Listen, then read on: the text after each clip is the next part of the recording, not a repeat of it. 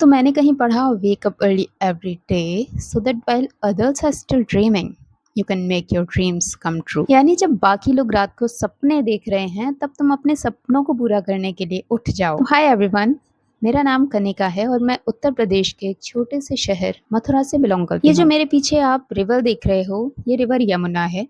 मेरे घर के ठीक सामने का व्यू बहुत सुंदर आता है, इसलिए सुबह सुबह बाहर वॉक करना बहुत सुकून देता है। तो अभी यहाँ पे मैं अपने बैकलॉग वाले करंट अफेयर्स कंप्लीट कर रही हूँ, जो कि मैंने छोड़ दिए थे।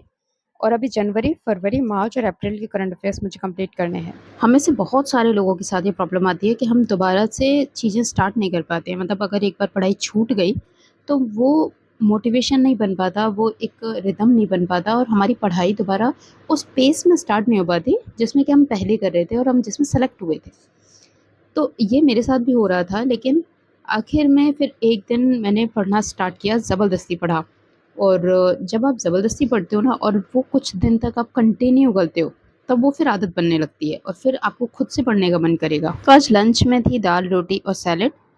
फिर लंच के बाद थोड़ा-सा रेस्ट किया और शाम को हमें जाना था मेरा के लिए हरा चारा लेने। आप में से बहुत सारे लोगों को नहीं पता है, लेकिन मैं और मतलब मेरी सिस्टर्स, हम बहुत साल से एनिमल्स का रेस्क्यू करते हैं, उनका ट्रीटमेंट करते हैं। तो ये जो मेरे पास एक गाय है मीरा, इसका भी हमने 4-5 साल पहले रेस्क्यू किया था। छोटी-सी बच्ची थी तभी, अब तो काफ़ी बड़ी हो गई है।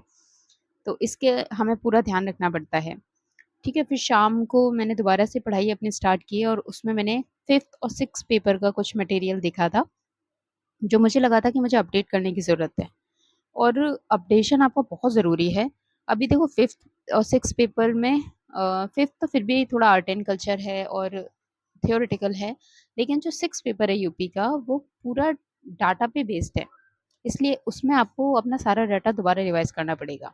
जैसे देखो अभी बजट आएगा और इकोनॉमिक सर्वे आया है, तो वो सब आपको दोबारा से रिवाइज़ करने हैं, क्योंकि अगर दिसंबर में प्रीलिम्स है तो आपको इस फाइनेंशियल ईयर वाले करंट अफेयर्स में बजट और इकोनॉमिक सर्वे कंप्लीट करना है।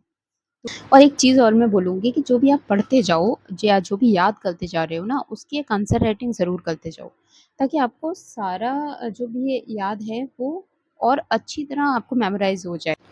और ऐसा मैं इसलिए बोल रही हूँ क्योंकि आपका सब कुछ मेंस पे डिपेंड होता है। प्रीलिम्स तो आप क्लियर कर लोगे ना, उसमें तो क्वेश्चंस हैं, आंसर्स हैं, आप सामने देख के आपने जो भी पढ़ा है उसके बेस पे क्लियर कर दोगे। लेकिन मेंस में आपके सामने सिर्फ क्वेश्चन होता है और जो लिखना है वो सब आपके दिमाग में होता है। इसलिए जितना लिखोगे उतना ज़्यादा याद रहेगा और उतना अच्छा मेंस में आप परफॉर्म कर पाओगे और मेंस के मार्क्स पे ही आपकी रैंक डिसाइड होती है। इसलिए जितना हो सके, जिस चीज़ को भी हो सके, उसे लिख के प्रैक्टिस कर लो। छोटे से व्लॉग के साथ I am trying to make a daily productive vlog.